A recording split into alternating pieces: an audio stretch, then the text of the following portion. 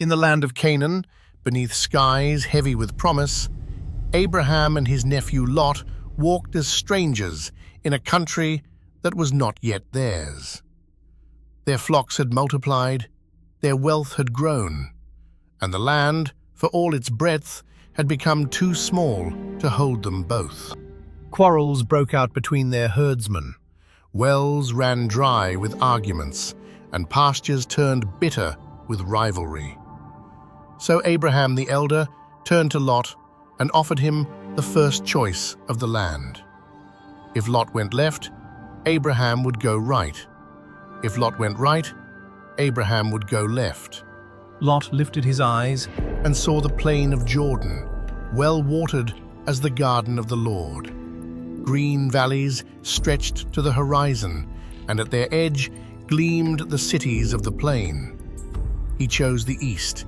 He pitched his tents towards Sodom. Abraham stayed in the hill country among stones and silence, while Lot descended into the shadow of cities whose name would one day become a warning to the world.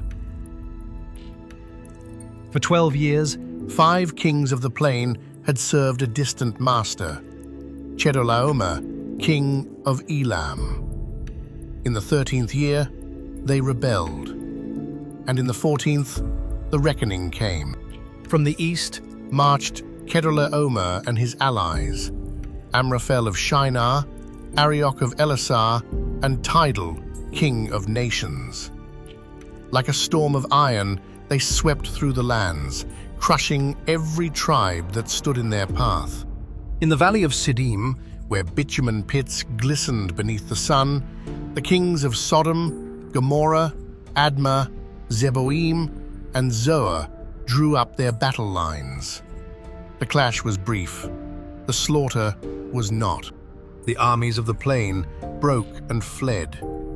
Men fell into the tar pits, kings scattered into the hills, and when the dust settled, Chedorlaomer's army turned towards Sodom, seizing its treasures, its food, and its people. Among the captives, bound and driven northward, walked Lot. Word came to Abraham in the oaks of Mamre. His kinsman was taken. He did not hesitate. He did not wait for allies or kings.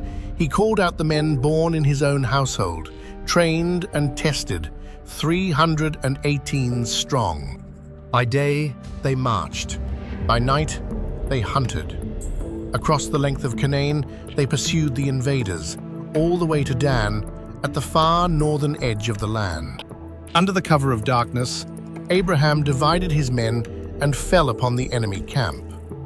The fires of conquest became fires of confusion. Horses bolted, tents collapsed. The mighty army that had broken 5 kings was broken itself, driven in flight as far as Hobah, beyond Damascus. And when the dawn rose, Abraham returned, with Lot, with the women, with the people, and with all the goods that had been stolen away. As he came back through the valley, a figure emerged to meet him, Melchizedek, king of Salem, priest of God Most High. He brought out bread and wine and lifted his hands over Abraham. Blessed be Abraham of God Most High, possessor of heaven and earth. And blessed be God Most High, who has delivered your enemies into your hand. And Abraham, victor of kings, bowed before the priest and gave him 1/10 of everything. Then came the king of Sodom, offering riches in exchange for his people. But Abraham refused. Not a thread, not a sandal strap would he take, lest any man say he had made Abraham rich. His reward was not in gold. His reward was the God who had called him. Yet, as Abraham turned toward home, the cities of the plain remained, glittering, prosperous, and rotten at the root. Their wickedness rose like smoke before heaven, and heaven was listening. The rescue was over. The judgment had not yet begun. But it was coming. Years passed. The cry of Sodom's sin had grown too loud to ignore, and so At evening, 2 angels in the form of men came walking to its gates, and there they found Lot sitting among the elders of the city. He welcomed them into his home, Set bread before them, and sheltered them through a night that turned violent with the wickedness of the men of Sodom, who beat against his door. The angels struck them with blindness, and the city went on sleeping, unaware that its last sunrise was near. before dawn. The angels seized Lot by the hand, and his wife and his 2 daughters, and led them out of the city. "Flee for your life," they said. "Do not look behind you. Do not stop in the plain. Escape to the mountains, lest you be swept away." As the sun rose upon the earth, And Lot entered the little town of Zoar, the heavens opened. Fire and burning sulfur rained down upon Sodom and Gomorrah, upon the cities and the plain, and all that grew upon the ground.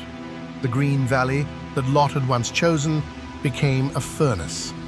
Smoke rose from the land like the smoke of a great kiln, blotting out the morning sun.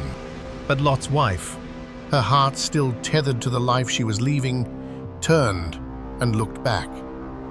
And in that single backward glance, she became a pillar of salt, standing alone upon the plain, while the world she loved burned behind her. Far away, in the hills of Hebron, Abraham rose early and looked toward the plain. And he saw the smoke of the country going up like the smoke of a furnace. The cities were gone. The laughter, the markets, the proud towers, all of it silent beneath a crust of ash and salt. Only Lot and his 2 daughters remained, hiding in a cave in the mountains, spared but scarred forever.